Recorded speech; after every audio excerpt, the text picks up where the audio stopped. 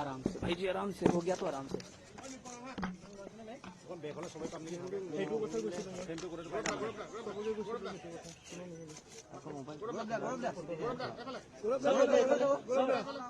sir